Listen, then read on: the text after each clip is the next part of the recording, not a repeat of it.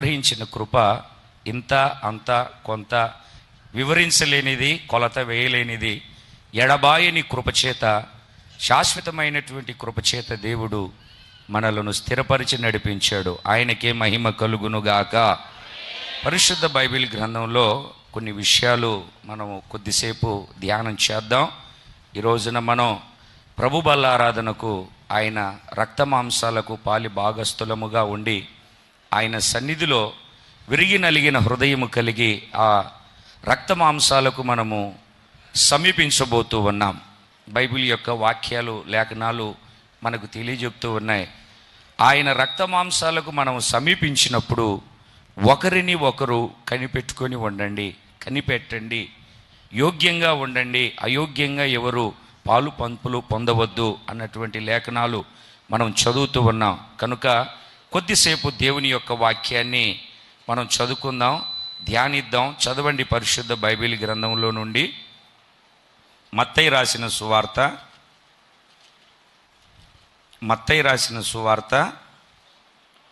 25వ అధ్యాయము. ఈ మత్తయి రాసిన సువార్త 25వ అధ్యాయంలో ప్రభు అయిన యేసుక్రీస్తు 3 విధాలైనటువంటి ఉపమానాలు తెలియజెప్పాడు. మొట్టమొదటిది, దివిటీలను పట్టుకొని పెండ్లి కుమారుని ఎదుర్కొనడానికి వెలుచు ఉన్నటువంటి 10 మంది కన్యకలను గురించి. అలాగనే రెండవ ఉపమానాన్ని మనం గమనించినప్పుడు పరలోక రాజ్యాన్ని గురించి మాట్లాడుతూ ఒక వ్యక్తి దేశాంతరం వెళుతూ నమ్మకమైనటువంటి పని వాళ్ళను పిలిచి వాళ్లకు బాధ్యతలను అప్పగించి వాళ్లకు సామర్థ్యాన్ని బట్టి వాళ్లకు ఇవ్వవలసినటువంటి పనిని వాళ్ళకు అప్పగించి వెళ్ళినట్టు. మూడవ ఉపమానం ఏమిటి అని మనం అక్కడ వాక్యపు లేఖనాలను చదువుతాము అని అంటే, గొర్రెలను మేకలను వేరుపరచి నీతిమంతులను అనీతిమంతులను గురించినటువంటి ఈ 3 ఉపమానాలు మనం జాగ్రత్తగా గమనించినప్పుడు ఈ అధ్యాయంలో పరలోకాన్ని గురించే రాకడను గురించే. మరి ఇప్పుడు మనం చివరి దినాలలో, ఆఖరి దినాలలో, యుగ సమాప్తి, ప్రభు యొక్క రాకడకు సమీపమై ఉన్నటువంటి దినాలలో మనం నిలిచి ఉన్నాం గనక, ఈ రాకడ దినాలలో, ప్రభు యొక్క రాకడ దినాలలో మనం సమీపించి ఉన్నాం గనక మన ఆధ్యాత్మికమైనటువంటి అనుభవాన్ని, ఆధ్యాత్మికమైనటువంటి మనుగడను మనం ఎలాగ కొనసాగించుకోవాలి, ఎలాగ ముందుకు మనం తీసుకొని వెళ్ళాలి. ఈ 3 ఉపమానాలు మనము గమనించి గ్రహించినప్పుడు యేసయ్య రాకడను గురించినటువంటి విషయాలు మనకు తెలియజెప్తూ ఉన్నాడు. అందులో 25వ అధ్యాయం మత్తయి రాసిన సువార్త 32, 33 వాక్యాలు, 34 వాక్యాలు మనం జాగ్రత్తగా గమనిస్తే, గొల్లవాడు మేకలలో నుండి గొర్రెలను వేరుపరిచినట్లు ఆయన వారిని వేరుపరిచిన తరువాత 33వ వాక్యంలో తన కుడివైపున ఉన్నటువంటి గొర్రెలను, ఎడమవైపు మేకలను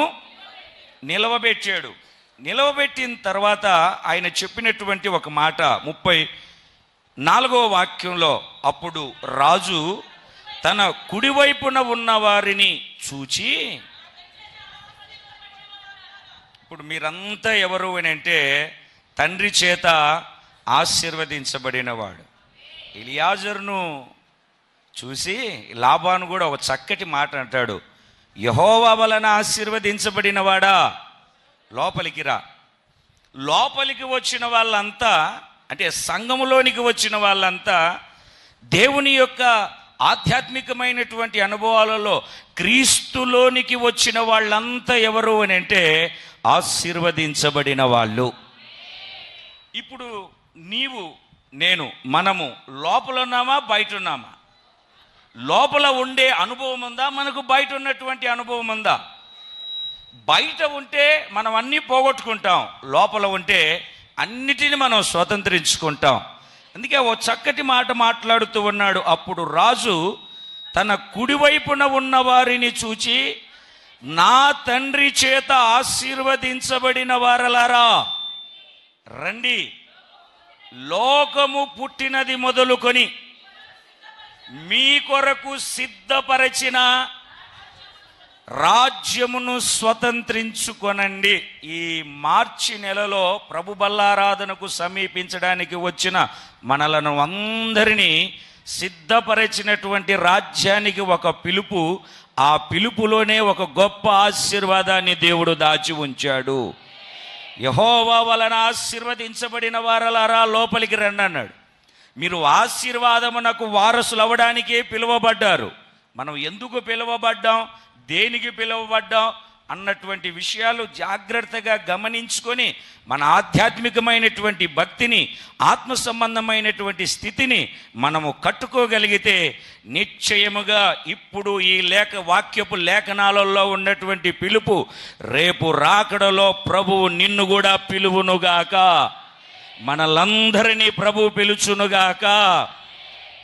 నా తండ్రి చేత ఆశీర్వదించబడిన వారలారా, ఆశీర్వాదం కోసం అడుగులు తడబడక, ఎక్కడ ఆశీర్వాదం ఉందో, ఎక్కడ ఆశీర్వాదం కలుగుతుందో పరుగులు తీస్తూ ఉంటాం. పరుగులు తీయవలసిన అవసరం లేదు. పిలుపులోనే ఒక ఆశీర్వాదం ఉంది. నువ్వు లోపలికి వస్తూ ఉండగానే ఒక ఆశీర్వాదం ఉంది.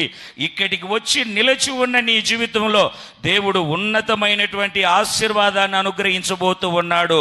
ఆయన ఇచ్చే ఆశీర్వాదం మీరు సమృద్ధిగా అనుభవించుదురుగాక. అందరూ రెండు చేతులు పైకెత్తి బిగ్గరగా ఒకసారి నాకు ఆశీర్వాదం కావాలి అని ఆశతో ప్రభువుని అడుగు. దేవునికి స్తోత్రం చెబుదాం. హల్లెలూయా.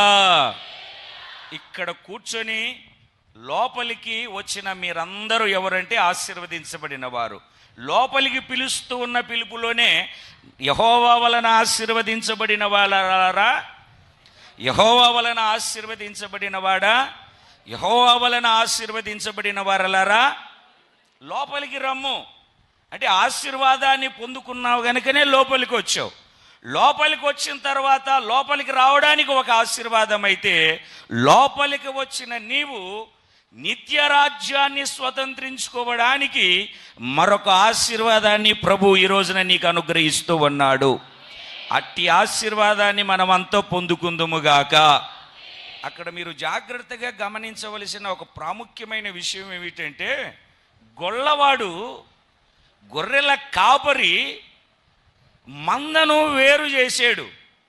వేరు చేసినటువంటి ఆ మంద యొక్క ఆ వేరు చేసినటువంటి ఆ వేరుబాటు జీవితంలో ఒక అనుభవాన్ని, మేకలను ఒకవైపు, గొర్రెలను మరొక వైపు, రెండిటిని విడదీశాడు. విడదీసి ఎడమవైపు ఎవరిని, మేకలను, కుడివైపు ఎవరిని, గొర్రెలను, ఇద్దరిని నిలబెట్టి ఈ కుడివైపు ఉన్నటువంటి ఆ గొర్రెలతో చెప్తూ ఉన్నాడు, నా తండ్రి చేత ఆశీర్వదించబడిన వారలారా రండి, మీరు సిద్ధపరిచినటువంటి రాజ్యాన్ని సిద్ధపరచుకోండి అని చెప్తున్నాడు. ఈ రోజున దేవుని యొక్క సన్నిధానానికి వచ్చినటువంటి నీవు ఎడమవైపు ఉన్నటువంటి మేకల గుంపులో ఉన్నావా, కుడివైపు ఉన్నటువంటి గొర్రెల గుంపులో ఉన్నావా? మీకు ఒక మాటని చెప్పాలి. రాజు ఆ ధవల సింహాసనం దగ్గర కూర్చొని ఆ 31వ వాక్యాన్ని మనం చదివినప్పుడు, తన మహిమతో మనుష్య కుమారుడు ఆయనతో కూడా సమస్త దూతలను వచ్చినప్పుడు ఆయన మహిమగల సింహాసనము మీద. అలాగనే ఇంకొక మాటను కూడా అపోస్తుడైన పౌలు కొరింథీయులకు రాసిన 2వ పత్రిక 5వ అధ్యాయము 10వ వాక్యాన్ని మనం జాగ్రత్తగా చదవగలిగితే, గమనించగలిగితే, గ్రహించగలిగితే ఓ చక్కటి విషయాన్ని మనం అక్కడ గ్రహించగలుగుతాం. ఎందుకంటే ఒక వ్యక్తి జరిగించిన క్రియల చొప్పున అవి మంచివైనను సరే, ఇది చెడ్డవి కూడా, మంచివైనను సరే చెడ్డవైనను సరే, దేహముతో జరిగించిన వాటి ఫలమును ప్రతివాడును పొందునట్లు మనమందరము క్రీస్తు న్యాయపీఠము ఎదుట మనము నిలబడవలసిన వారమై ఉన్నాము. ప్రత్యక్షం కావాలి మనమందరము. ఒకరా ఇద్దరండి? ఒక గుంపుకు చెందినవారా, ఇంకొక గుంపుకు చెందినవారా? ఏ తేడా లేదు. అందరూ దేహముతో క్రియను జరిగించిన ప్రతి ఒక్కడు, మంచిది కానీ చెడ్డది కానీ, మంచిది కానీ చెడ్డది కానీ, ప్రతి ఒక్క క్రియను ఆయన ఆ క్రియల యొక్క ఫలాన్ని అనుభవించడానికి ప్రతి ఒక్కరూ క్రీస్తు యేసు తీర్పు న్యాయపీఠం ఎదుట నిలబడవలసిన వారమై ఉన్నాము అన్నటువంటి ఒక్క విషయాన్ని మనము గమనించి గ్రహించి ఇక మీదట మన ఆధ్యాత్మికమైనటువంటి పోరాటాన్ని, మన ఆధ్యాత్మికమైనటువంటి మనుగడను మనము కొనసాగించుకున్నట్లయితే నిశ్చయముగా తండ్రి యొక్క రాజ్యమును స్వతంత్రించుకోవడానికి మనము పరుగులు తీయాలి. దేవునికి స్తోత్రం కలుగునుగాక. సంతోషంగా చెబుదాం అందరం హల్లెలూయా. ఇప్పుడు ఆయన ఎదుట మేకలు గొర్రెలు మంద కలిసి గుంపుగా వచ్చాయి.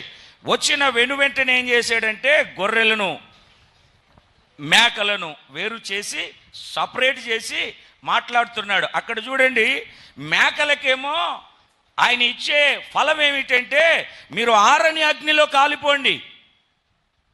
గొర్రెలకేమో ఆయన ఇచ్చే ఫలం ఏమిటంటే నా తండ్రి చేత మీరు ఆశీర్వదించబడ్డారు, లోకము పుట్టినది మొదలుకొని మీకోసం ఏర్పాటు చేయబడిన నా తండ్రి యొక్క రాజ్యాన్ని స్వతంత్రించుకోండి.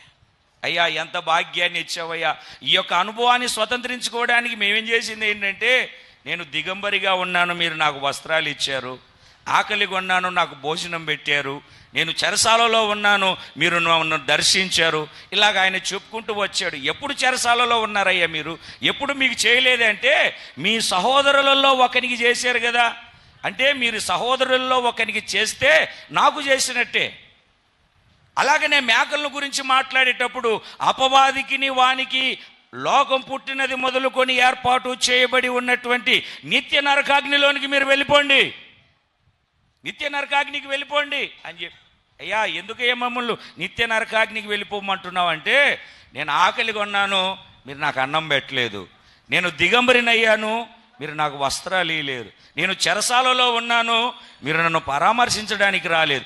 ఎప్పుడున్నావయ్యా నువ్వు ఉన్నట్లు మాకు సమాచారం తెలియదయ్యా, ఎవరు ఫోన్ చేసి కూడా చెప్పలేదు. నీ సహోదరులలో, ఇదిగో మిక్కిలి అల్పులైన నీ సహోదరులలో ఒక్కరికి లాగా చేయలేదు గనక నాకు కూడా మీరు చేయలేదు. అందుకే మీరు నిత్య నరకాగ్ని. చూడండి, నిత్య నరకాగ్నికి వెళ్ళిపోండి. చూడండి, వారి వారి ఫలముల చొప్పున వారికి ప్రతిఫలాన్ని ఇచ్చారు. ఈ రోజున ప్రభు యొక్క సన్నిధానానికి వచ్చిన మనం అందరము వాక్యం నిలుటద్దం ముందు నిలబడి ఒక చిన్న ప్రశ్న మనం వేసుకొని ఈ ఆత్మ సంబంధమైన జీవితంలో మనం ముందు కొనసాగించబడదాం. ఇప్పుడు నీ గుంపేది? మేకల గుంప, గొర్రెల గుంప? ఏం మాట్లాడట్లేదు, మీరు అయోమయంలో ఉన్నట్టున్నారు. ఎక్కడికి వెళ్తే ఏం బాగుంటుందో అని. మేకల గుంప, గొర్రెల గుంప? ఏ గుంపులోనికి వెళ్ళాలి? అసలు మన గుంపు ఏంటి? నువ్వు నిలిచి ఉన్న గుంపు ఏమిటి అంటే, మేకలను గొర్రెలను వేరు చేశారు అని అంటే అక్కడికి మేకలు గొర్రెలు వెళ్తాయని కాదు, వాటి యొక్క స్వభావంతో కూడినటువంటి అనుభవం. చూడండి, మీకు అర్థమయ్యేటట్టుగా యెహెజ్కేలు గ్రంథం 34వ అధ్యాయము 31వ వాక్యాన్ని మీరు చదవండి. మనం కొద్దిసేపు వాక్యంలోనికి అలాగ ముందుకు వెళ్దాం. మరలా ఎవరంటేనండి? మరలా చదవండి ఆ మాటను. నా గొర్రెలను నేను మేపుచున్న గొర్రెల మగు మీరు మనుష్యులు, నేను మీ దేవుడను. ఇప్పుడు మనల్ని ఎవరు మేపుతున్నారు? దేవుడు మేపుతున్నాడు. అంటే మనమంతా ఏమవ్వాలి అని అంటే గొర్రెలమవ్వాలి.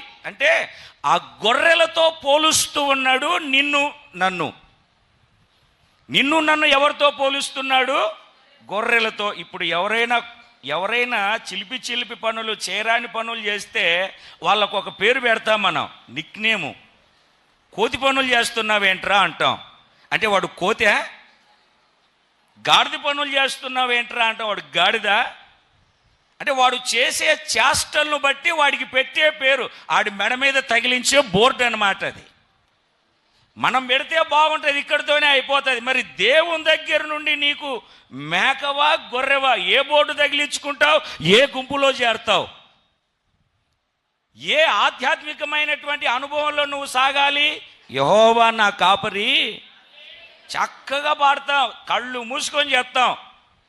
ఆయన కాపరి, ఆయన కాపరయ్యి ఆయన సమస్తము నీకు చూడాలి అని అంటే నీవు గొర్రెవ్వాలి.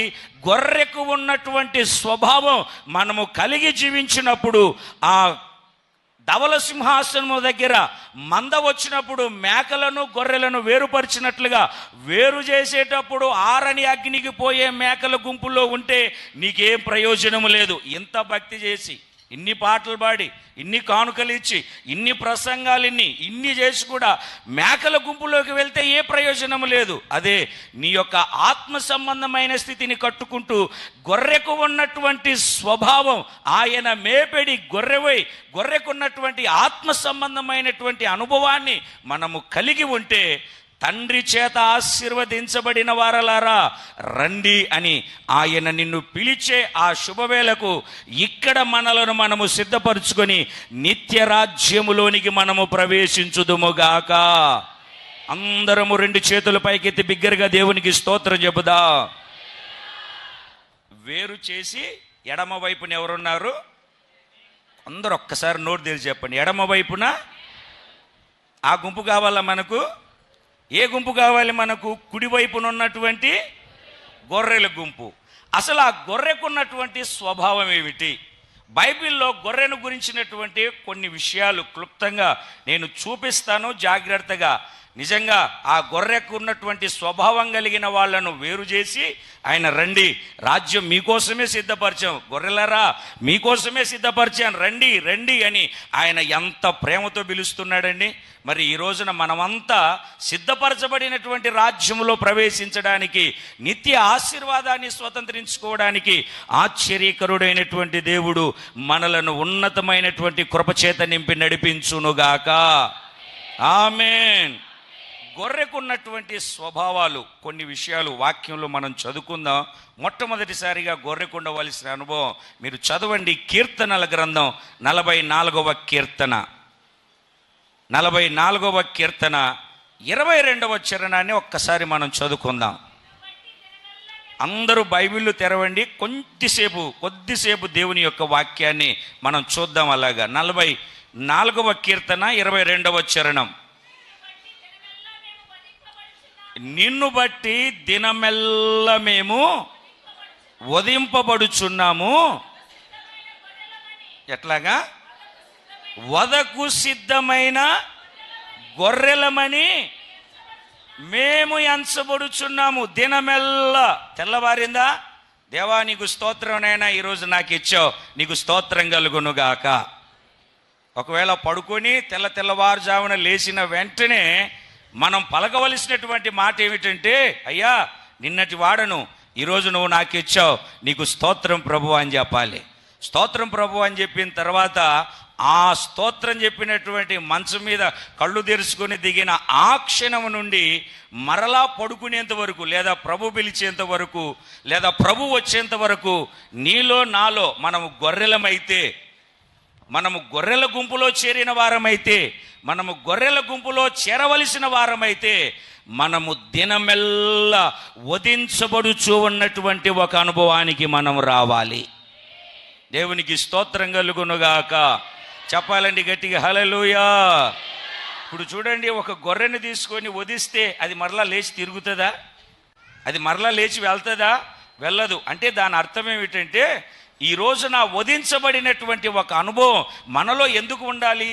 ఏ విషయంలో మనం వధించబడిన వారమైపోవాలి అని అంటే, పాపముల విషయములో ప్రతి క్షణం కంటి ద్వారా, నోటి ద్వారా, తలంపుల ద్వారా, వినికిడి ద్వారా, నడకల ద్వారా, చేష్టల ద్వారా ఎక్కడైనా నాలో పాపము ఆవరించిందేమో, అపవిత్రత నా మీద ఎక్కడైనా వచ్చిందేమో అని అనుక్షణము కాపాడుకుంటూ, అనుక్షణము పరీక్షించుకుంటూ, వాక్యాన్ని చూసుకుంటూ, ప్రార్థనలో ముందుకు వెలుచు వాక్యపు ఖడ్గము చేత వధించబడిన వారముగా మనము మార్చబడాలి. దేవునికి స్తోత్రం కలుగునుగాక. హల్లెలూయా. వధించబడిన అనుభవము గొర్రె మనకు నేర్పుతుంది. మరి ఈ రోజున ప్రభు యొక్క సన్నిధానానికి కూడి వచ్చినటువంటి మనం అందరం ప్రభు యొక్క వాక్యాన్ని బట్టి నేర్చుకోవలసినటువంటి ఒకే ఒక విషయం, ఒకే ఒక మాట ఏమిటి అని అంటే, మనము వధించబడిన వారమైపోవాలి. ప్రతి దినము చూడండి, ఆ మాటను మీరు చదివినప్పుడు దినమెల్లా అంటే దినమల్లా వధించడం అంటే ఒకసారే కదా, దినమెల్లా వధించడం ఏమిటి? ఈ ఆత్మ సంబంధమైన జీవితంలో ఎక్కడైనా తప్పిపోయామేమో, ఎక్కడైనా జారిపోయామేమో, మాట ద్వారా కానీ క్రియ ద్వారా కానీ ప్రభువా నన్ను క్షమించు అని పశ్చాత్తాపపు మనసు కలిగి వాక్యము ఖడ్గము కిందికి నువ్వు రాగలిగితే వధించబడినటువంటి అనుభవంలో నడిపించబడతాము. దేవునికి స్తోత్రం కలుగునుగాక. ఆ గొర్రె యొక్క స్వభావాన్ని చెప్తూ ఉన్నాడు ఆ మాటలో, నిన్ను బట్టి దేవా మేము దినమెల్లా వదకు సిద్ధమైన గొర్రెలాగా ఎంచబడుతున్నామయ్యా మేము. అంటే ఈ రోజున గొర్రెకు ఉన్నటువంటి మొట్టమొదటి అనుభవం, స్వభావం మనం కలిగి ఉంటే ధవల సింహాసనం దగ్గర మంచివే కానీ చెడ్డవే కానీ క్రియలు ఆయన లెక్కబెట్టి కాటా వేసి మనకు పంచి ఇచ్చేటప్పుడు మీరు మేకల గుంపులోనికి వెళ్ళిపోండి అన్నటువంటి ఆ వెలివేయబడినటువంటి అనుభవం కాకుండా రండి, సిద్ధపరచుకోండి దేవుని యొక్క రాజ్యాన్ని. ఇది మీ తండ్రి రాజ్యం, ఇది మీకోసమే సిద్ధపరిచాడు.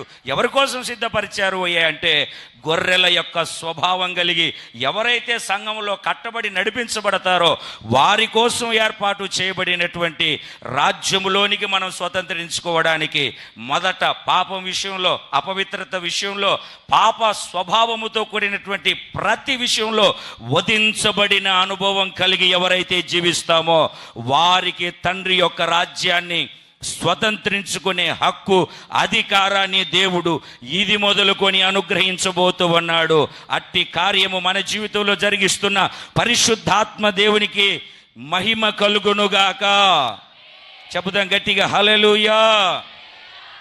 ఇప్పుడు చెప్పండి, గొర్రెవైతే మనకు ఉండాల్సిన వధించబడినటువంటి అనుభవం ఒకవేళ లేకపోయినట్లయితే సమయం మించిపోలేదు, ఇప్పటికైనా పర్వాలేదు, ఇక మీదట అనుక్షణం వాక్యం అనే ఖడ్గం దగ్గర నేను వధించబడతానయ్యా పశ్చాత్తాప మనసుతోని తీర్మానం చేసుకొని ముందుకు నడిపించబడదాం.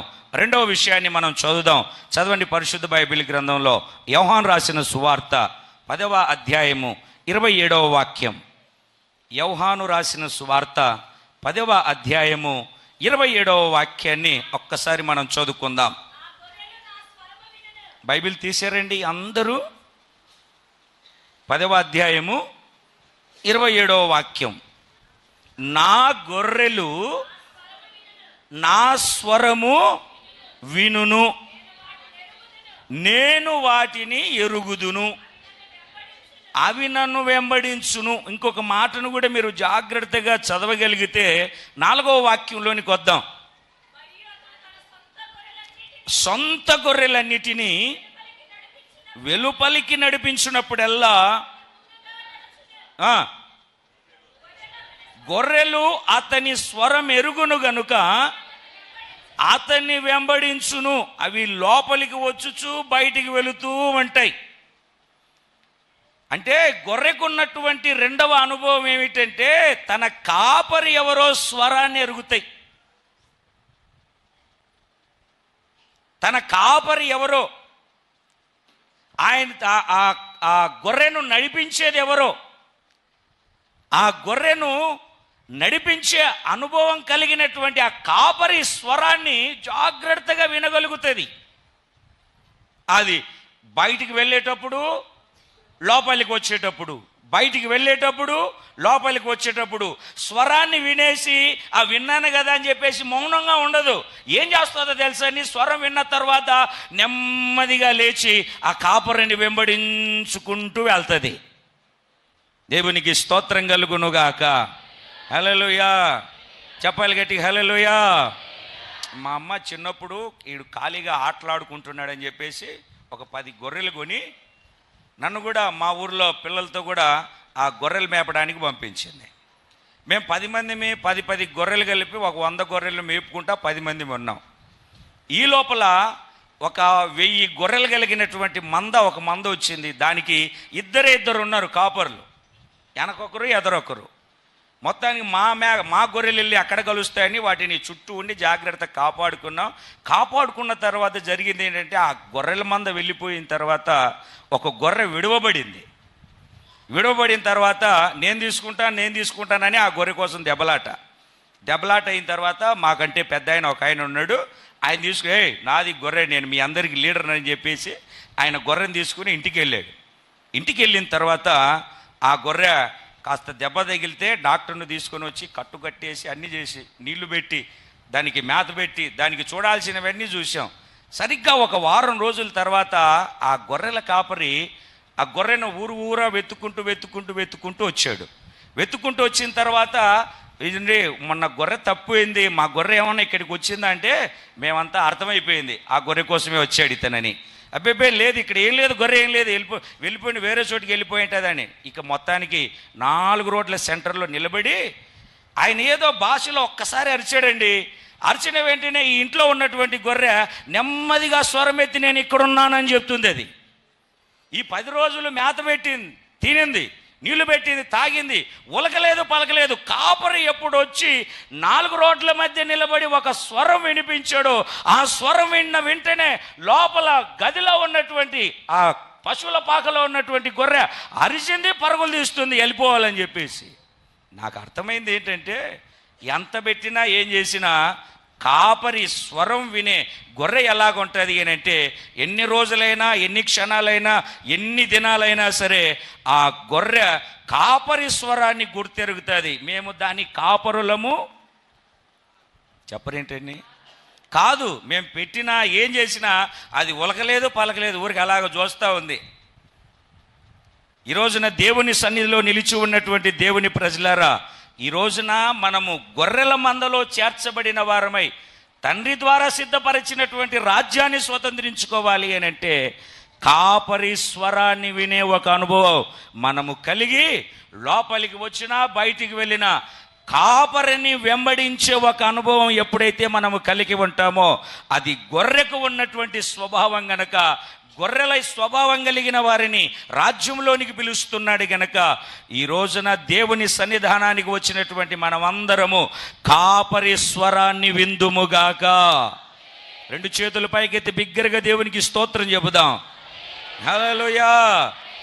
ఇంకొక మాటను చదువుదాం, అందులోనే హెస్కేలు గ్రంథం 33వ అధ్యాయము 7వ వాక్యాన్ని ఒకసారి మనం చదువుదాం. అసలు స్వరం వినకపోతే ఏం జరుగుతుంది అక్కడ? 33:7 నరపుత్రుడా, నిన్ను కావలివానిగా నియమించి ఉన్నాను గనుక నీవు నా నోటి మాటను విని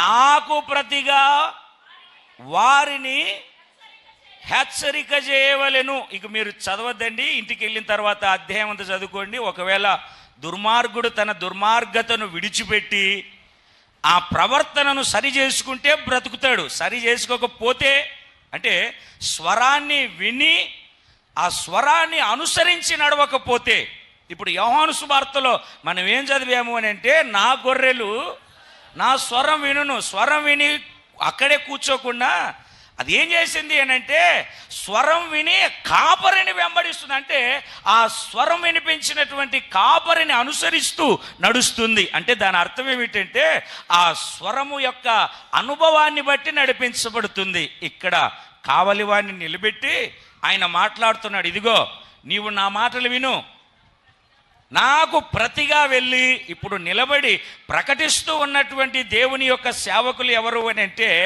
సొంత మాటలు, సొంత ప్రయోజనం కోసం ప్రకటించే మాటలు కాదు ఇవి. ఈ ఉన్నతమైనటువంటి ఉపదేశం ప్రభువు వలన పొందిన ఉపదేశం.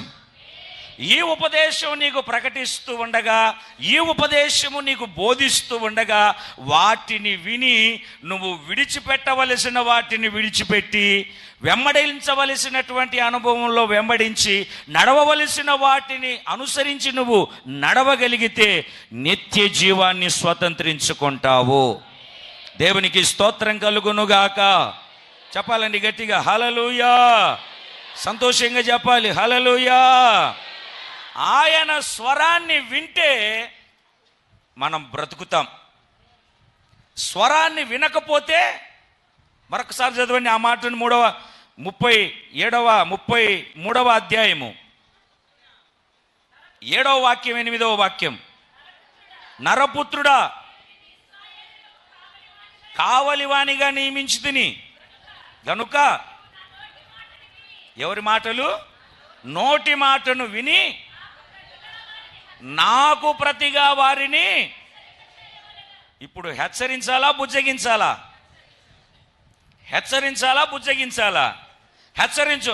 కిందికి. చదవండి. నువ్వు నిశ్చయముగా మరణము నొందుదువు. తన దుర్మార్గతను విడిచి జాగ్రత్త పడునట్లు.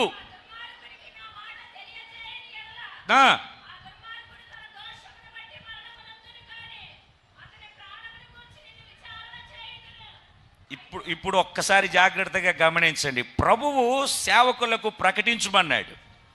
విన్నా వినకపోయినా, అనుసరించినా అనుసరించకపోయినా, అందుకే ప్రకటించబడుతుంది. హెచ్చరికలు జరుగుతున్నాయి. కనుక గొర్రెకు ఉన్నటువంటి స్వభావం ఏమిటి అంటే స్వరాన్ని వినాలి.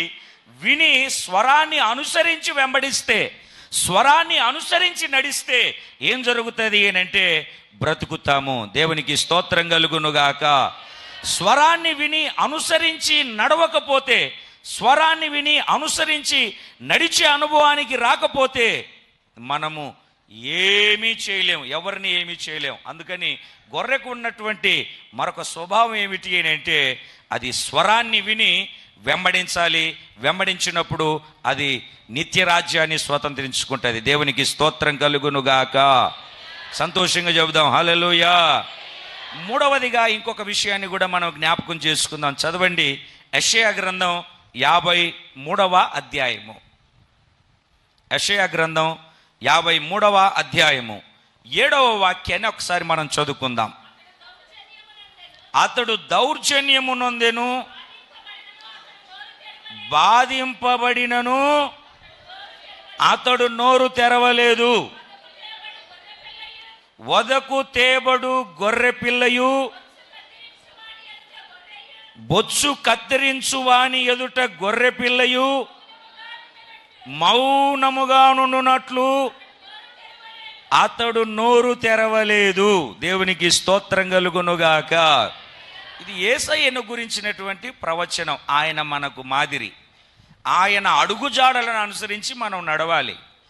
ఇక్కడ గొర్రెకు ఉన్నటువంటి ఒక స్వభావాన్ని మనం మొట్టమొదటిసారిగా వదకు తేబడిన గొర్రె అంటే వధించబడే అనుభవాన్ని గురించి మనం విన్నాం. రెండవదిగా ఇక్కడ మనం గమనించవలసినటువంటి విషయం ఏమిటంటే బొచ్చు కత్తిరించువాని ఎదుట గొర్రెపిల్ల మౌనంగా ఉండునట్లు. బొచ్చు కత్తిరించువాని ఎదుట గొర్రెపిల్ల ఎలాగుంది? మౌనంగా ఉంది. ఈ బొచ్చు ఆ గొర్రెపిల్ల కోల్పోతుంది. బొచ్చు కత్తిరించే కాలాన కాపరి తీసుకొని వచ్చి దాన్ని బొచ్చు కత్తిరిస్తూ ఉన్నప్పుడు అది ఏం చేస్తుంది అంటే, అయ్యా నా బొచ్చు కత్తిరిస్తున్నావా, నా బొచ్చు కత్తిరిస్తున్నావా, కత్తిరించేసాయి అని చెప్పేసి మౌనంగా అప్పగించుకుంటుందే కానీ, మౌనంగా ఉంటుందే కానీ ఏం మాట్లాడట్లేదు. అయ్యా 6 నెలల నుండి పెంచానండి ఇది, ఇప్పుడు అకస్మాత్తుగా మీరు తీసేసుకుంటారేంటి అని ఏ మాట కూడా మాట్లాడట్లేదు. ఎలాగుందంటే మౌనంగా ఉంది. బొచ్చు కత్తిరించిన తర్వాత ఏం చేస్తాడంటే ఆ కాపరి ఆ బొచ్చు ద్వారా లాభాన్ని పొందుకుంటాడు. అంటే తనకు కలిగిన దానిని కోల్పోతున్నా కొన్ని సందర్భాల్లో ఆధ్యాత్మికమైన జీవితంలో మనం ప్రభువు నమ్ముకొని ముందుకు సాగుతూ ఉన్నప్పుడు మనకు లోన్లు రాలేదని, మనకు కోట రాలేదని, లేకపోతే అవి రాలేదని, ఇవి రాలేదని కోల్పోతున్నా మనము మౌనంగా ఉండడం ఎప్పుడైతే మనం నేర్చుకుంటామో అప్పుడు దేవుని యొక్క సకల ఆశీర్వాదాలకు మనము యోగ్యులుగా మార్చబడతాము.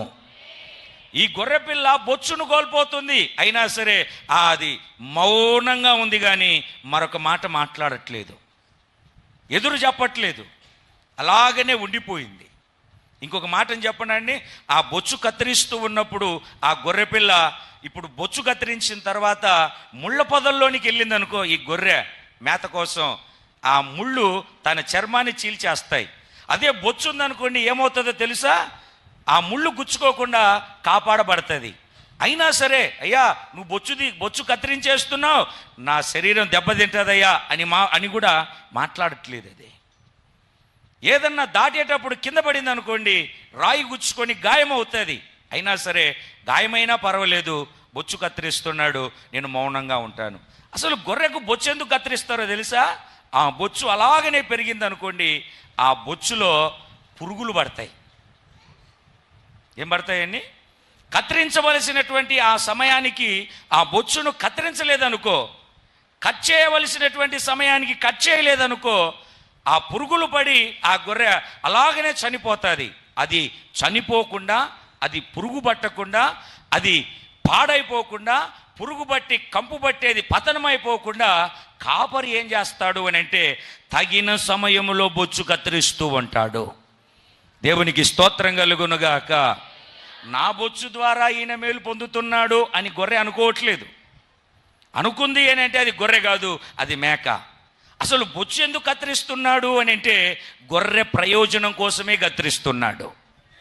గొర్రె ప్రయోజనం కోసం కత్తిరిస్తున్నాడా?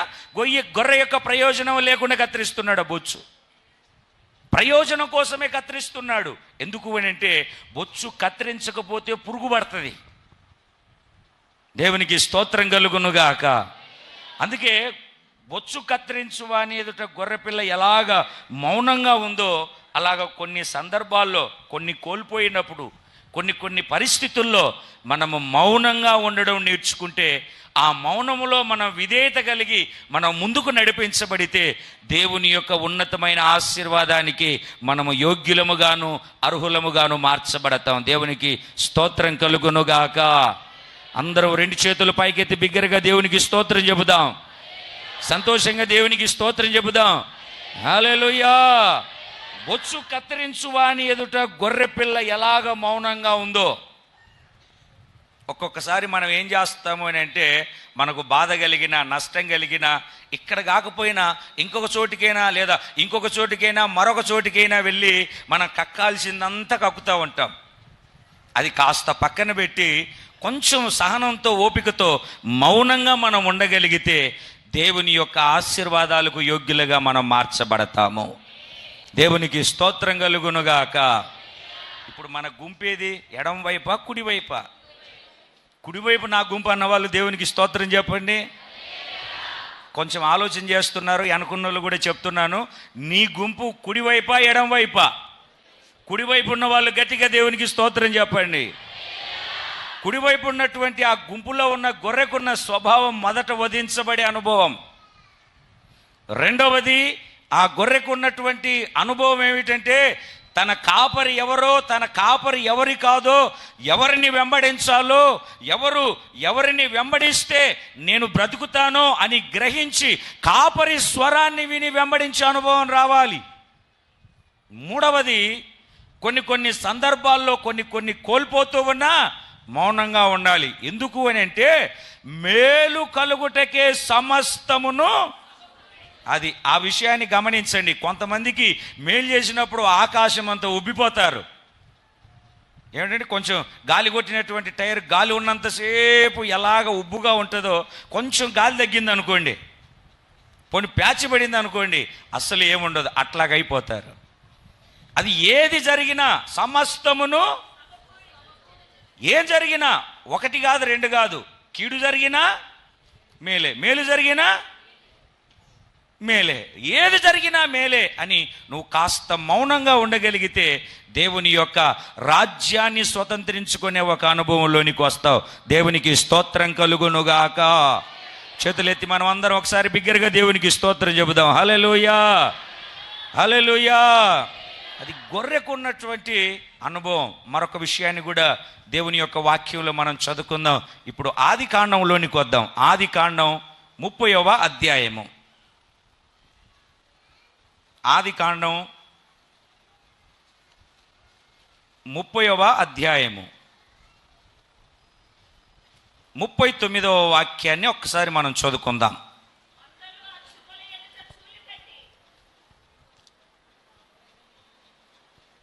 ఆదికాండము 30వ అధ్యాయము 39వ వాక్యం.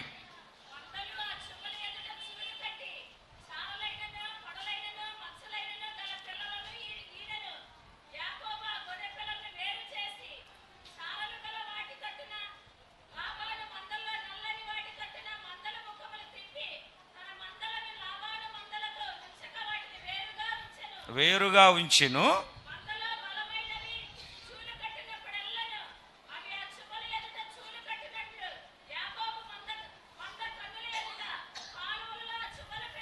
దేవునికి స్తోత్రం కలుగునుగాక. అందరూ ఒకసారి 2 చేతులు పైకెత్తి బిగ్గరగా దేవునికి స్తోత్రం చెబుదాం. ఆ చరిత్ర అంతా వద్దండి మనకు. ఒక చిన్న మాట అక్కడ ఏంటంటే, ఆ మందకు, ఆ గొర్రెలకు, ఆ గొర్రెకు ఉన్నటువంటి ఒక స్వభావాన్ని మనం జాగ్రత్తగా గమనించినప్పుడు 39వ వాక్యాన్ని మాత్రమే మరొకసారి చదువుకుందాం. చువ్వల ఎదుట చూలు కట్టి సారలైనను పొడలైనను మచ్చలైనను గల పిల్లలను కనెను. ఇప్పుడు గొర్రెకు ఉండే 4వ స్వభావం ఏమిటి అని అంటే, ఆ గొర్రెకు ఉన్నటువంటి 4వ అనుభవం ఏమిటి అని అంటే, ఆ గొర్రె దగ్గర మనం నేర్చుకొనవలసినటువంటి అనుభవం ఏమిటంటే, అది చువ్వల ఎదుట చూలు అంటే గర్భాన్ని ధరిస్తుంది.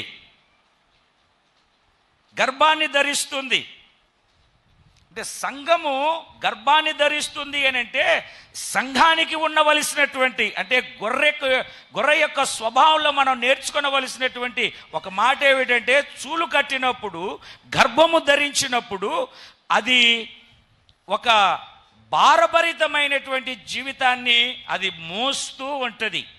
అంటే పిల్లను కనేంత వరకు, నన్ను తప్పుగా అర్థం చేసుకోవద్దు, కొంచెం ఆధ్యాత్మికమైనటువంటి అనుభవం కలిగి ఆధ్యాత్మికమైనటువంటి మార్గంలో మనం నడిపించబడతాం. అంటే గొర్రెకు ఉన్నటువంటి స్వభావం అది చూలు కట్టింది అని అంటే గర్భము ధరించింది. ఈ రోజున సంఘముగా, క్రీస్తు శరీరం అనేది సంఘములో చేర్చబడినటువంటి మనకు, నాకు, నీకు ఉండవలసినటువంటి ఒక అనుభవం ఏమిటంటే, నశించిపోతూ ఉన్నటువంటి ఆత్మల భారము కలిగినటువంటి వారమై మనము ఉండాలి. దేవునికి స్తోత్రం కలుగునుగాక.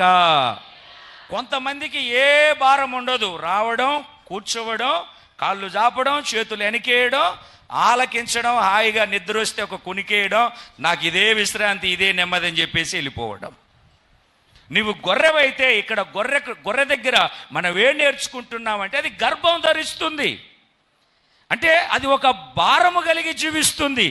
ఏ భారము? ఆ భారం అంటే యేసు రక్తం ద్వారా కడగబడిన ప్రతి ఒక్క క్రైస్తవుడికి, నీకైనా నాకైనా మొదట సంఘాన్ని గురించినటువంటి భారం ఉండాలి. రెండవదిగా నశించిపోతున్నటువంటి ఆత్మల భారం. రేపు ధవల సింహాసనము దగ్గర ఏ భారము లేకుండా ఎందుకున్నావు నీవు అని దేవుడు నిన్ను లెక్క అడిగినప్పుడు ఏం సమాధానం చెప్పగలుగుతాం? అందుకే సంఘము, క్రీస్తు శరీరం అనేది సంఘములోనికి వచ్చినటువంటి మనకు, నాకు, నీకు భారము కలిగినటువంటి జీవితం కలిగి ఆయన కాడిని ప్రయాసపడి భారం మోసుకొనుచున్న సమస్త జనులారా నా యొద్దకు రండి, నేను నీకు విశ్రాంతిని కలగజేస్తాను. ఎప్పుడు కలగజేస్తాను? తర్వాత వాక్యాన్ని చదివితే, నేను సాత్వికుడను, దీన మనస్సు గలవాడను కనుక మీ మీద నా కాడి ఎత్తుకోండి. కాడి ఎత్తడం అంటే సామాన్యమైన విషయమా? బీడుబారిన భూములన్నిటినీ దున్నాలి. కాడి ఎత్తడం అంటే సామాన్యమైన పనే? యజమానుడి కళ్ళములో బస్తాల్లో ఎత్తబడినటువంటి ధాన్యం అంతా కొట్టులోకి చేరుస్తూ ఉండాలి. యజమానుని యొక్క పని భారము మోసుకొని ఈడుస్తూ ఉండాలి. కాడి ఎత్తుకోవడం అంటే ఏదో మెడ మీద పెట్టుకొని తీసేయడం కాదు. అందుకని గొర్రెలకు ఉన్నటువంటి ఒక స్వభావాన్ని మనం నేర్చుకుంటున్నాం. అది గర్భము ధరించింది. ఈ రోజున మనం ఎంతమంది నాలాంటి తెల్ల బట్టలు వేసుకొని నల్ల బైబిల్ పట్టుకున్న పాస్టర్లు అందరి దగ్గరికి తలకాయ పెడతామంటావు, మా కోసం ప్రార్థన చేయండి, మా కోసం ప్రార్థన చేయండి. మరి మేము ఇంకొకరు ప్రార్థన చేస్తే నువ్వేం చేస్తున్నట్టు? అందుకని సంఘములో చేర్చబడిన ప్రతి ఒక్కరిలో ఉండవలసినటువంటి ప్రార్థనా భారము కలిగి, అయ్యా నా భర్త మారలేదు, మీరు ప్రార్థన చేయండి. అయ్యా నా నా నా భార్య మారలేదు, మీరు ప్రార్థన చేయండి. మా ఆయన మారలేదు, ఇట్లా చెప్పడమే కానీ ఏ రోజైనా నీవు భారము కలిగి భారభరితమైనటువంటి ఆత్మను పొందుకొని కన్నీరు విరిచి నశించిపోతున్నటువంటి ఆత్మల కోసం ప్రార్థన చేయగలుగుతున్నావా? ఆత్మల భారం ఎక్కడా? ఆస్తుల భారం ఎక్కువైపోతుంటే, ఆత్మల భారం ఎక్కువ, ఆ భారం ఈ భారం ఎక్కువైపోతుంటే, అన్ని అప్పుల భారం, సమస్యల భారం, రోగాల భారం, ఈ లిస్ట్ అంతా చెప్తాం. కానీ ఏ రోజైనా ప్రభు యొక్క సన్నిధిలో సంఘ పరిచర్య భారం, సంఘములో నశించిపోతున్నటువంటి ఆత్మల భారం ఏ రోజైనా నువ్వు కలిగి ఉన్నప్పుడు ఉన్నతమైనటువంటి రాజ్యానికి యోగ్యులంగా మనం మార్చబడతాము. దేవునికి స్తోత్రం కలుగునుగాక. సంతోషంగా మనం దేవునికి స్తోత్రం చెబుదాం. హల్లెలూయా. భారము లేని క్రైస్తవ జీవితమే కాదండి. భారము లేని జీవితమే కాదు. ఆయన యొక్క కాడిని మనం ఎత్తుకొని నడిపించబడినప్పుడే దేవుని యొక్క రాజ్యానికి మనం అర్హులుగా మార్చబడతాం. గర్భం ధరించిందండి. ఏంటి గర్భం ధరించడం ఏంటంటే, అయ్యా పలాని వ్యక్తి మారు మనసు పొందలేదు, అయ్యా మా సంఘంలో పలాని వ్యక్తి మందిరానికి రావట్లేదు, అయ్యా పలాని వ్యక్తికి సమాధానము లేదు, అయ్యా సేవకులను మీరు జ్ఞాపకం చేసుకునండి అని సంఘాన్ని గురించి, సేవకుని గురించి, నశించిపోతున్నటువంటి ఆత్మల గురించి, నీ కుటుంబాన్ని గురించి ఆత్మ సంబంధమైనటువంటి భారము నువ్వు ఎప్పుడైతే గర్భాన్ని ధరించుకొని ప్రార్థన చేస్తూ ఉంటావో ఒకానొక టైం వస్తుంది. ఆ టైములో ప్రతి కాడి విరవబడుతుంది. దేవునికి స్తోత్రం కలుగునుగాక. ప్రతి కాడి విరవగొట్టబడుతుంది. ఆ భారములో నుండి నువ్వు విమోచించబడతావు. గర్భము ధరించినటువంటి స్త్రీ కొన్ని నెలలకు ఎలాగైతే ఒక రూపము కలిగినటువంటి పిల్లవాడిని అనుగ్రహిస్తుందో, అక్కడ మరొక మాటను మనం చదువుతాం. ఏమిటి ఆ మాట అని అంటే, పిల్లలను ఈనెను అంటే కనెను. ఇన్ని రోజులు నువ్వు ఒక్కరివే, నేను ఒక్కనే, మనం ఒక్కలమే బైబిల్ పట్టుకొని ఆటో ఎక్కి లేకుంటే బండి వేసుకొని సరదాగా వచ్చి వెళ్తున్నావు. నీతో కూడా ఏ ఒక్కరినైనా నువ్వు పరిచర్యలోనికి ఒక ఆత్మనైనా తీసుకొచ్చావా? ఎన్ని సంవత్సరాలైంది మారు మనసు పొంది అని అంటే సంవత్సరాలు లెక్క తప్పకుండా చెప్తాం. ఎన్ని రోజులైంది క్రమం తప్పకుండా చెప్తాం. ఆ విషయంలో నీకు సంఘాన్ని గురించినటువంటి, నశించిపోతున్నటువంటి ఆత్మను గురించినటువంటి ఒక భారం ఉంటే, అయ్యా మా ప్రార్థనా మందిరానికి రండి, అభిషేకించబడిన దైవ సేవకులు ప్రార్థన చేస్తుంటే కార్యం జరుగుతుంది, నేను ఛార్జ్ పెట్టుకుంటాను అని చెప్పి మరొకరిని, బలహీనులైన వారిని నువ్వు తీసుకొని వచ్చి మందిరంలో కూర్చోబెడితే, ప్రభు సేవకులు నిలబడి మాట్లాడుతూ ఉంటే వారి గుండెలు బద్దలైపోయి వాళ్ళు మందిరంలో స్థిరపరచబడరు? ఖచ్చితంగా స్థిరపరచబడతారు. ఏం లేదు, నేనే వినాలి, నేనే ప్రార్థన చేయించుకోవాలి, నేనే నెత్తి మీద చేతులు పెట్టుకోవాలి, నేనే. భారం లేని వారికి నేను అన్నటువంటి ఉంటుంది. భారం కలిగినటువంటి వాళ్ళు ఇంకొకరిని తీసుకొని రావాలి. ఇప్పుడు 50 కేజీల బస్తా నా భుజం మీద పెట్టి గుడివాడ చుట్టూ మొత్తం తిరగండి అని అంటే నేనేం చేస్తున్నా తెలుసా? ఈ భారం ఇంకొకరు ఎవరైనా మోస్తే బాగుంటును అని ఎత్తుకొని ఏం చేస్తానో తెలుసా? ఆ భారం మోయగలిగిన వాళ్ళని అందరినీ నా దగ్గరికి చేర్చుకున్నట్టుగా అలాగనే సంఘంలో కూడా నేను చేరుస్తాను.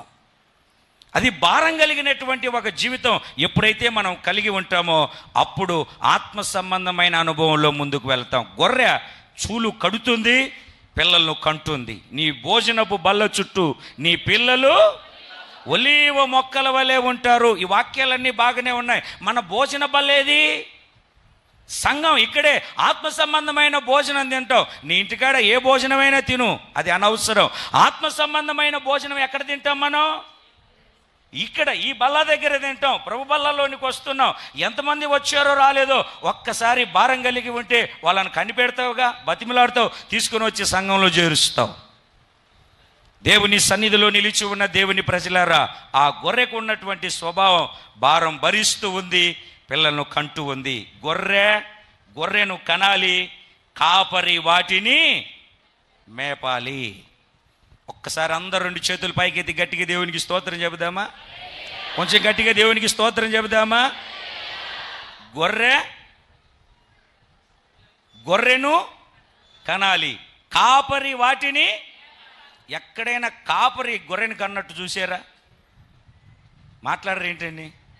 గొర్రెను కనాలి అంటే సంఘ పరిచర్య విస్తరణ కొరకు అనేక ఆత్మల భారము కలిగి ప్రార్థన చేసే భారభరితమైనటువంటి పరిశుద్ధమైనటువంటి విశ్వాస సమూహము లేపబడునుగాక. ఆమేన్, ఆమేన్. ఆ ఆత్మల భారము నా మీదనే ఉండునుగాక. అనేకులను ప్రభు సన్నిధానానికి తీసుకొని వచ్చే ఒక కాడిని ఇది మొదలుకొని నేను మోయుదునుగాక. చూడండి, చాలా మందికి ఆమేన్ రావట్లేదు, కొంచెం గట్టిగా చెప్పండి. మరి గొర్రెవైతే గొర్రెల గుంపులో నేను ఉండాలనుకుంటున్నావు, ఈ అనుభవం ఉంటే నువ్వు గొర్రెల గుంపులో ఉంటావు. అప్పుడు ఆయన అంటాడు, రండి రాజ్యాన్ని స్వతంత్రించుకోండి అంటాడు. నేను గర్భాన్ని ధరించనయ్యా, నాకే భారం వద్దయ్యా, నేను వస్తాను, కూర్చుంటాను, నెత్తి మీద చేతులు పెట్టుకుంటాను, ఉన్నది 10-5 కానుకేస్తాను, వెళ్ళిపోతాను. ఇది కాదండి, మనకు సంఘాన్ని గురించినటువంటి ప్రత్యక్షత, సంఘాన్ని గురించినటువంటి భారం, సేవను గురించినటువంటి సేవకులను గురించినటువంటి ఒక అనుభవం కలిగి మనం ముందుకు నడిపించబడినప్పుడు ఆత్మ సంబంధమైనటువంటి ఆశీర్వాదాన్ని మనం పొందుకుంటాము. దేవునికి స్తోత్రం కలుగునుగాక. జకర్యా గ్రంథం 8వ అధ్యాయము, జకర్యా గ్రంథం 8వ అధ్యాయము 23వ వాక్యాన్ని ఒక్కసారి మనం చదువుకుందాం. సెలవిచ్చున్నదేమనగా, ఆ దినములలో అన్యజనులలో 10 మంది ఎవరు చెంగు పట్టుకొని? యూదుని చెంగు పట్టుకొని ఉన్నాడను సంగతి మేము విన్నాము, మేము మీతో కూడా వస్తాము. ఒకసారి చేతులెత్తి గట్టిగా హల్లెలూయా చెప్తారా? కొంచెం గట్టిగా చెప్తారా? ఈరోజు నీ చెంగు పట్టుకొని 10 మంది వచ్చున్నట్లుగా, 10 మంది కాకపోయినా ఈ నూతన నిబంధనలో మనం ఉన్నాం గనక సంవత్సరానికి ఒక్కరిని, ఒక్క కుటుంబాన్ని, ఒక్క ఆత్మ అయినా మందిరంలోనికి రావడానికి నీ సహాయం అనే చెంగును వారికి అందించగలుగుతున్నావా? అందించడం లేదా? అన్యజనులు ఎవరండి? అన్యజనులు. ఇంకొక మాట మీరు ఇంటికి వెళ్ళిన తర్వాత పేతురు పత్రికలో మనం చదివితే, మీ పరిశుద్ధమైన ప్రవర్తనను బట్టి మీరు ఉపదేశించకుండానే మీ వారు మిమ్మల్ని బట్టి సంఘములో చేర్చబడతారు. చదవండి మీరు ఆ మాటను. పేతురు రాసిన మొదటి పత్రిక 3వ అధ్యాయం 1వ వాక్యం. స్త్రీలారా ఉండండి, ఎవరైనను అయితే భయముతో కూడిన మీ పవిత్ర ప్రవర్తనను చూచి వాక్యము లేకుండానే నడవడి వలన వాళ్ళను రాబట్టవచ్చును. అంటే వాళ్ళను తీసుకొని రావచ్చును. ఒకటి, నీ కుటుంబాన్ని తీసుకొని రావాలి. రెండవదిగా అన్యజనులను నువ్వు తీసుకొని రావాలి. ఇట్టి భారం దేవుడు మనందరికీ దయచేయునుగాక. ఆమేన్. ఆఖరిగా ఒక్క విషయాన్ని నేను వాక్యంలో చూపిస్తాను. గొర్రెకు ఉన్నటువంటి స్వభావం ఆదికాండంలోనికి వద్దాం. 33వ అధ్యాయము. ఆదికాండం 33వ అధ్యాయము. ఈ 33వ అధ్యాయంలో 13వ వాక్యాన్ని ఒకసారి మనం చదువుకుందాం.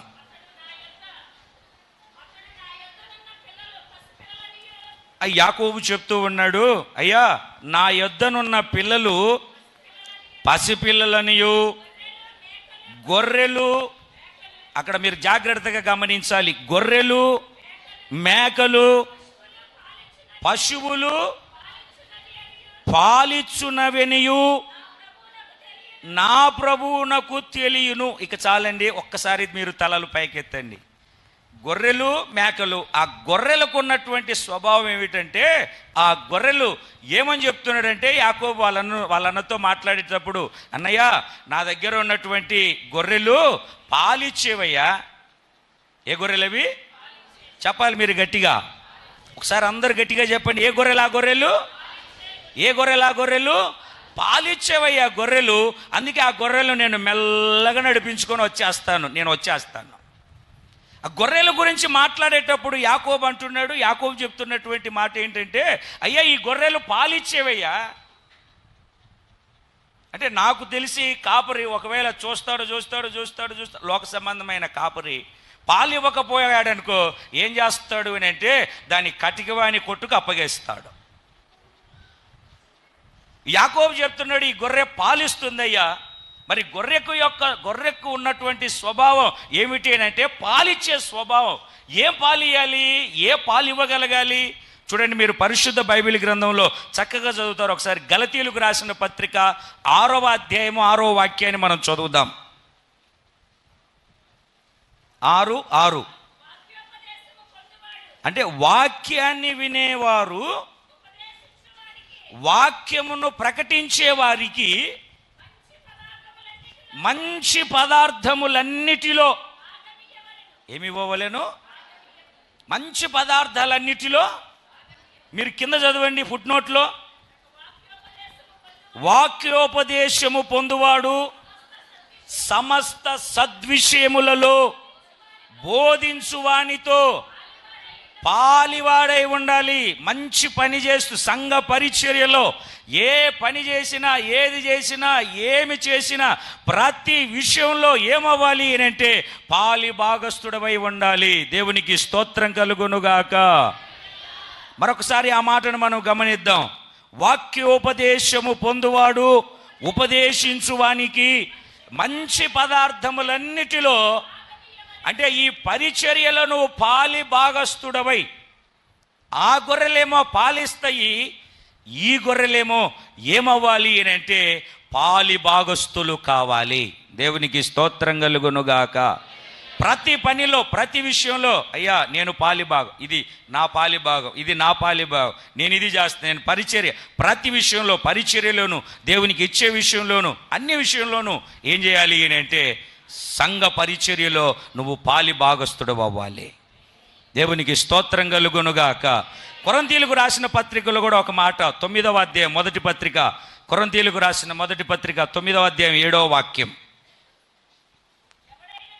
ఆ చివరిలో ఉంటా చూడండి, మందను గాచి మందపాలు, అంటే మందను కాసే కాపరికి మంద ఏం చేయాలి? మందను కాసే కాపరికి మంద ఏం చేయాలి? పాలు ఇవ్వాలి. అంటే పాలి భాగస్థుడు అయిపోవాలి. పాలు ఇచ్చే ఒక అనుభవం, నీ దశమ భాగములో పాలు, నీ యొక్క ప్రథమ ఫలములో పాలు, ప్రతి విషయంలో, పరిచర్య జరుగుతున్న ప్రతి విషయంలో మనం పాలి భాగస్థులం అవ్వాలి. ఒకసారి 2 చేతులు పైకెత్తి బిగ్గరగా దేవునికి స్తోత్రం చెబుదాం. సంతోషంగా ఒకసారి దేవునికి స్తోత్రం చెబుదాం. హల్లెలూయా. ఆఖరిగా ఒక చిన్న విషయాన్ని అర్థమయ్యేటట్టుగా చెప్తాను. ఒక వ్యక్తి ఒక గేదెని తీసుకొని వచ్చుకుంటాడు. బాగా వినండి. గేదెని ఎందుకు తీసుకొస్తాడు? తన జీవనోపాధి నిమిత్తం అనుకోండి. ఒక నోరు లేని గేదె ఒక కుటుంబాన్ని పోషిస్తుంది. అవునా కాదండి? మాట్లాడాలి మీరు. ఒక గేదె ఒక కుటుంబాన్ని పోషిస్తుంది. అంటే ఒక గేదె 4 ఉన్నటువంటి కుటుంబాన్ని నడిపిస్తుంది.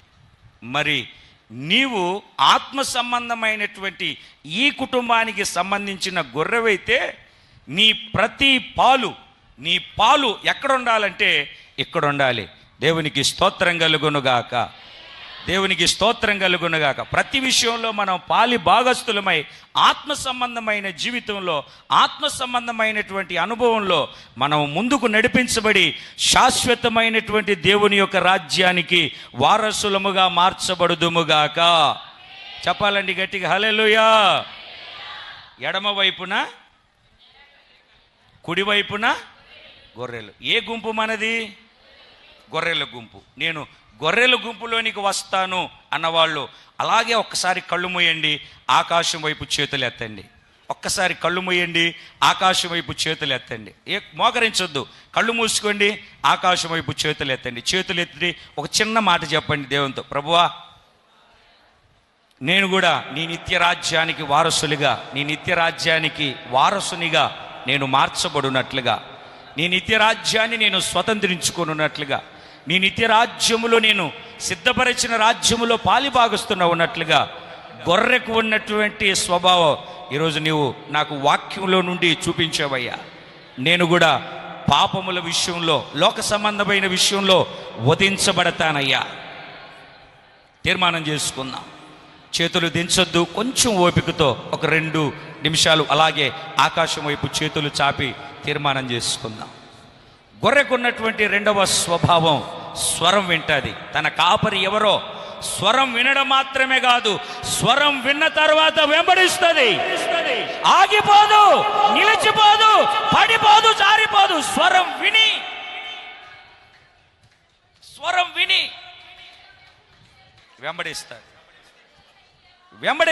వెంబడిస్తుంది. గొర్రెకు ఉన్నటువంటి మూడవ స్వభావం మౌనంగా అన్ని కోల్పోతున్న మౌనంగా. 4వదిగా గొర్రెకు ఉన్నటువంటి స్వభావం అది భారము కలిగినటువంటి జీవితం కలిగి. 5వదిగా గొర్రెకు ఉన్నటువంటి స్వభావం పాలు, ప్రతి విషయంలో పాలి భాగమై ఉంటుంది. ఇట్టి రీతిగా దేవుడు నన్ను నడిపించాలి, నేను నడిపించబడాలి. ప్రభువా, ఉన్నతమైనటువంటి కార్యాన్ని జరిగించి కృపను చూపించి నీ రక్త మాంసాలలో యోగ్యునిగా మార్చి మరొకసారి నీవు నాతో మాట్లాడి నీ నామానికి మహిమ తెచ్చుకొనమని యేసు నామములో అడిగి వేడుకొనుచున్నాను తండ్రి. హల్లెలూయా, హల్లెలూయా. చక్కటి సందేశాన్ని విన్నాం. మనం మేకలం కాకుండా గొర్రె స్వభావాన్ని కలిగి ఆత్మీయంగా అభివృద్ధి పదంలో అడుగులు వేద్దాం. సమయం అయింది, ముగించాలి కానీ ముగించట్ల. గత వారం కొంత విడిచిపెట్టాను. నన్ను ప్రశ్న వేసేవాళ్ళు ఉన్నారు, శేషం